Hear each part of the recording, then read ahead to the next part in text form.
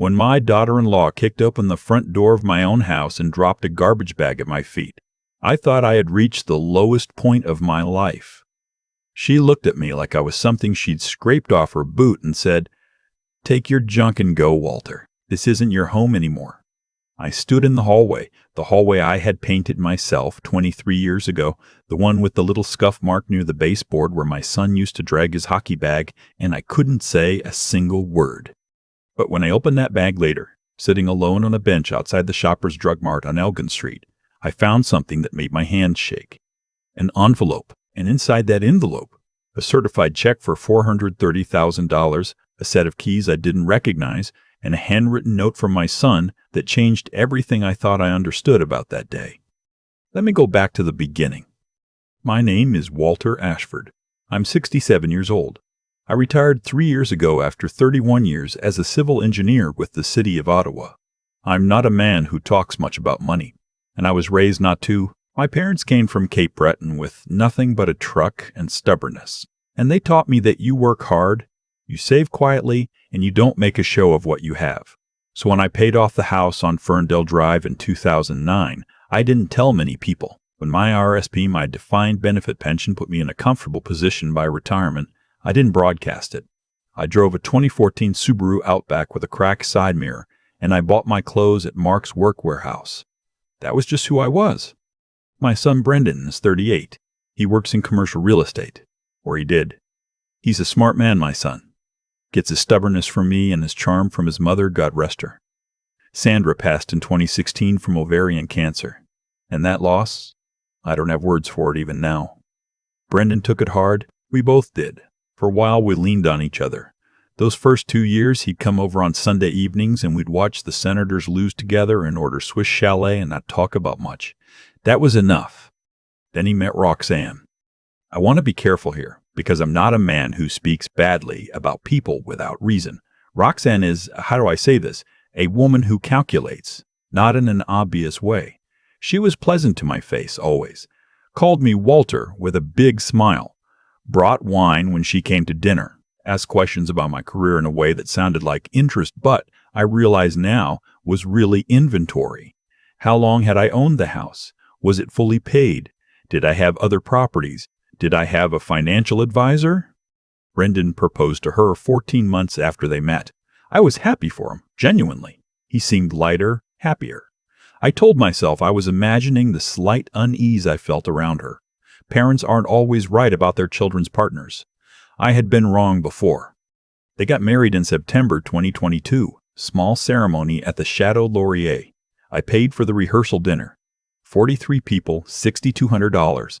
I didn't mind. It was my son's wedding. The trouble started about 8 months in.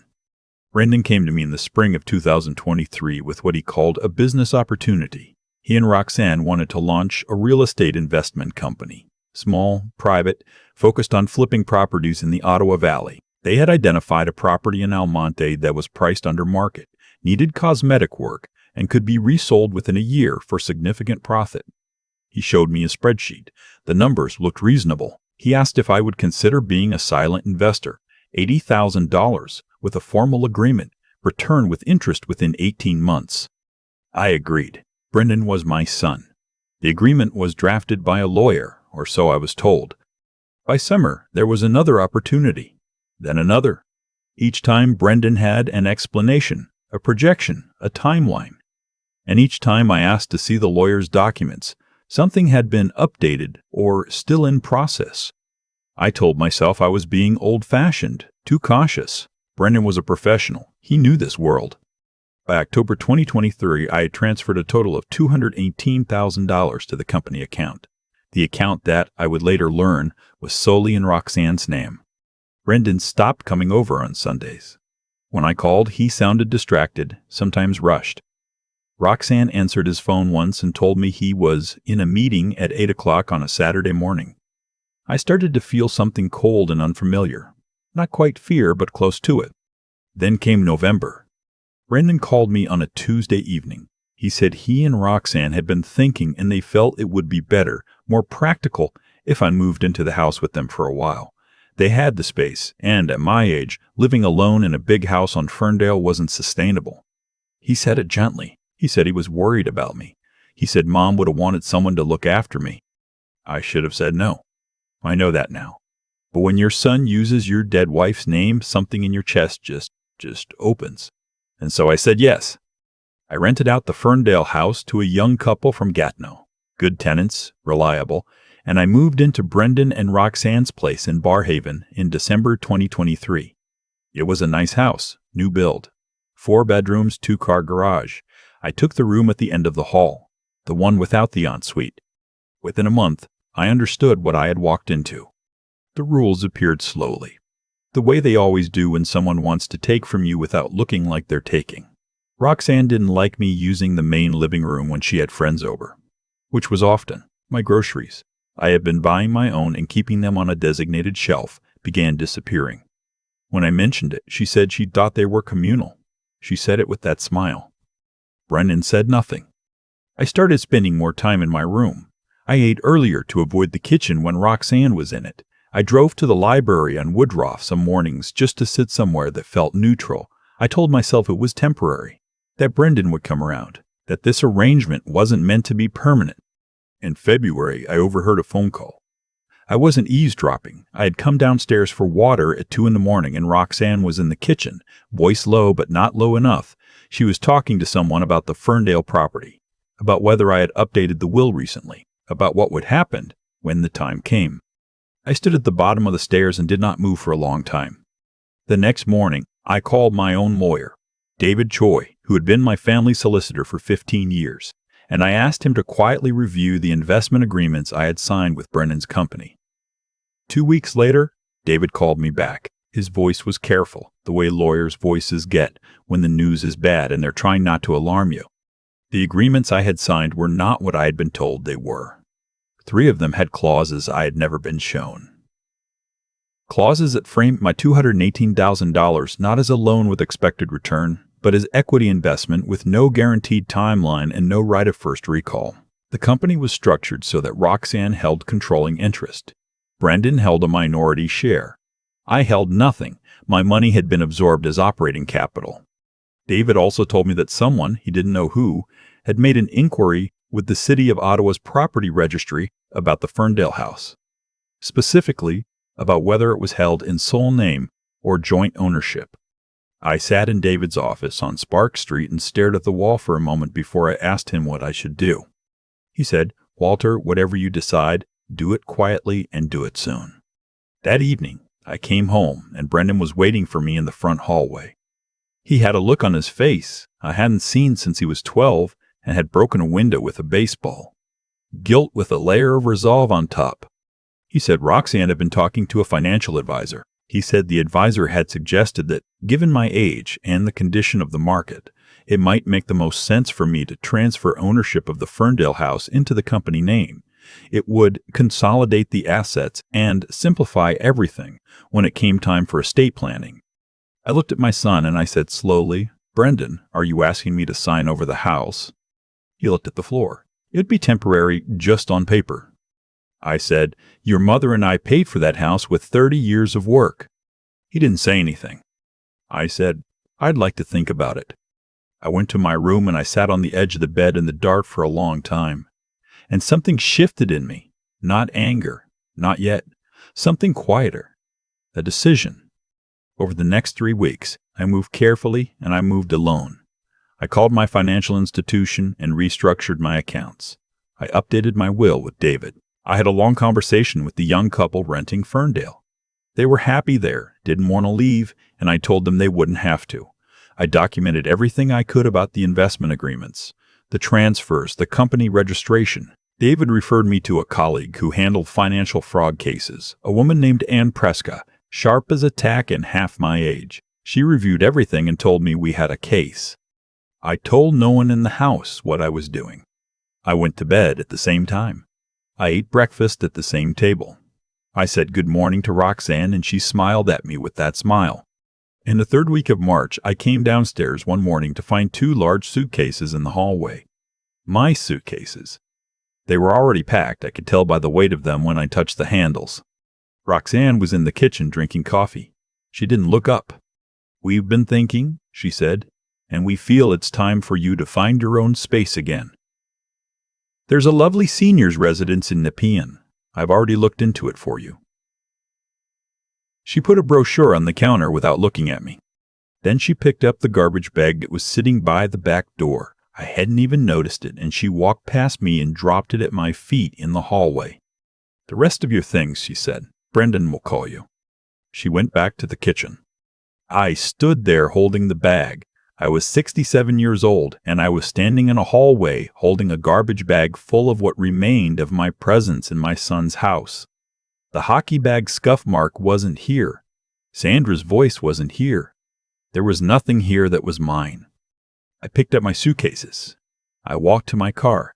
I drove to the Shoppers Drug Mart on Elgin because it was the first parking lot I thought of, and I sat in the car for a while before I remembered the bag on the passenger seat.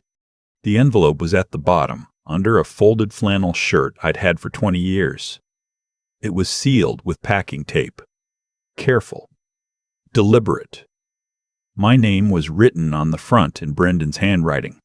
Inside, a certified check made out to me for $430,000. A set of keys with a tag that said Unit 4B, 112 Beechwood Ave, Beechwood Ave. And a note, 3 pages, handwritten front and back, in the cramped, slanted way Brendan has written since he was a kid. I had to read it twice before it made sense. He wrote that he was sorry, not the easy kind of sorry, the kind that cost something. He wrote that he had known for 8 months what Roxanne was doing, that he had been complicit at first because he had believed her, and then had stayed silent too long out of fear and shame. He wrote that when he heard her on the phone that night in February, the same call I had overheard, he had made a decision. He had spent those weeks quietly moving money out of the company account before Roxanne could consolidate it further. The $430,000 was his attempt to return what had been taken from me, and more because he knew the more couldn't make up for what else had been lost. The keys were to a condo he had purchased privately, in my name, as a place for me to land. He wrote, "I was not the man Mom raised me to be. I'm trying to be him again. I understand if you can't talk to me for a while. The condo is yours outright. No conditions." The last line was, "I love you, Dad. I'm sorry it took me this long to say it with something real." I sat in that parking lot for 40 minutes. I'm not ashamed to say I cried, the kind of crying that doesn't make any sound, that just comes out of you like water out of a cracked pipe. I cried for Sandra, who would have known what to do. I cried for Brendan, who had lost himself for a while and was trying to find his way back. And maybe I cried a little for myself for being the kind of man who drove a cracked mirror Subaru and said yes too easily, because a son can make a father believe almost anything. What happened after was not simple or quick, but it moved. Ann Prescott filed a civil claim against Roxanne's company for fraudulent misrepresentation and misappropriation of investor funds. The RCMP Financial Crimes Unit opened an inquiry 3 weeks later. It turned out Brendan and I were not the only ones. There were 4 other investors, 2 of them elderly, one a retired school teacher from Canada, who had put in her entire TFSA. The case took 14 months. Roxanne's assets were frozen pending the proceedings. The company was dissolved. Roxanne received a conditional sentence of 22 months and 3 years of probation, with full restitution ordered. Her lawyer argued leniency. The judge was not moved. Brendan cooperated fully with the inquiry. He was not charged. He lost his real estate license for 2 years for failure to report a conflict of interest, a consequence he accepted without complaint. He told me afterward that it was fair. The divorce was finalized in August of last year. I moved into Unit 4B on Beechwood Avenue on a Saturday in April, carrying my own boxes up because the elevator was being serviced and I'm still stubborn enough not to wait. It's a good apartment. 2 bedrooms, big windows that face east, morning light all the way to the kitchen. I can walk to the Byward Market in 15 minutes. There's a rink 2 blocks away, and on Saturday mornings I watch the kids learn to skate, and I drink bad coffee from a thermos. And I think about Sandra, and sometimes I think about how strange it is that a garbage bag dropped at your feet can turn out to be the thing that saved you. Brendan comes over on Sundays again. Not every week. We're still finding the shape of what we are to each other now.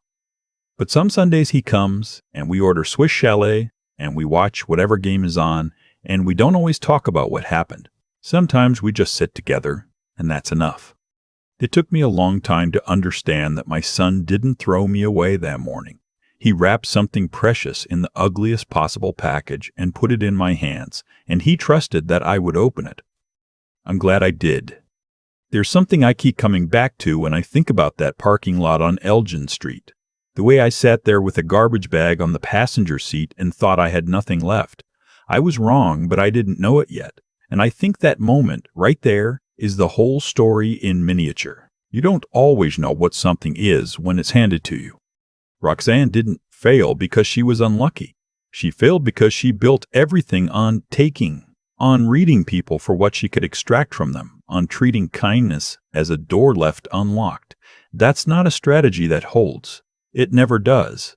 The people around her, the retired schoolteacher from Canada, the other investors, my son, me, we were not naive for trusting. We were human. But she mistook that humanity for weakness, and that mistake cost her everything.